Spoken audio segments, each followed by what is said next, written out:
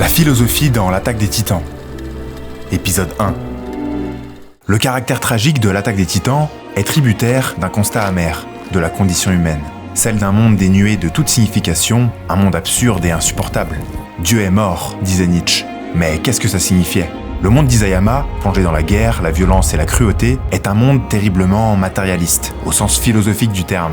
C'est un monde dénué de toute entité spirituelle ou transcendante qui n'offre à l'esprit humain aucune consistance, aucune réponse face à la guerre et à l'oppression. Les populations ne sont livrées qu'aux passions de leur corps et aux injonctions des pulsions, n'offrant aucun refuge au pourquoi.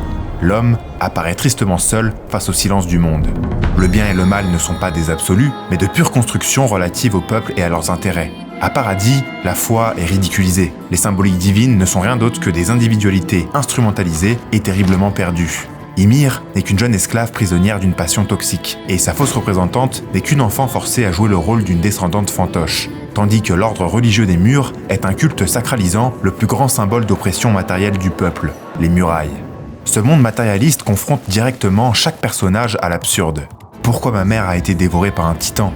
Pourquoi devrais-je écouter le Major si, dans tous les cas, je vais mourir ? Pourquoi Sacha est morte des mains d'une gamine ? Pourquoi je n'ai même pas pu voir comment Marco a fini dans cet état ? Pourquoi nous n'avons même pas pris le temps de discuter ? N'y avait-il pas meilleure solution ? Aucune réponse n'est valable. Selon Camus, dans le mythe de Sisyphe, le seul problème philosophique vraiment sérieux est la question du suicide. Juger que la vie vaut ou ne vaut pas la peine d'être vécue, c'est répondre à la question fondamentale.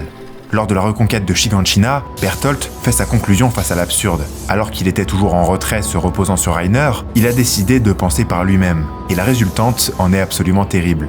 Pourquoi est-il devenu un meurtrier de masse ? Est-ce la faute des Mars ou des Paradisiens ? Bien sûr que non. Personne n'est vraiment responsable. Et pourtant, tout le monde doit en payer les conséquences. Pourquoi ? Pour rien, car le monde est ainsi. Cruel, et nous ne pouvons rien y faire. Bertholdt affronte l'absurdité par le fatalisme. Tandis que Siegegger, le frère d'Eren, adopte une position nihiliste et pessimiste à la Schopenhauer. Face à l'absurdité de l'existence, des vies soumises à la volonté du monde dans un cycle de reproduction insensé, il n'y a qu'une seule réponse possible, la mort.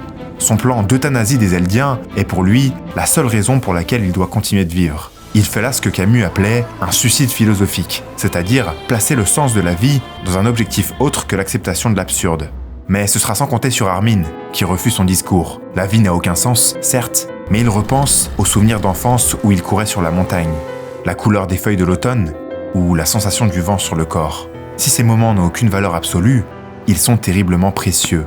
La beauté du monde tient peut-être dans ces choses si insignifiantes. Voilà comment accepter l'absurde.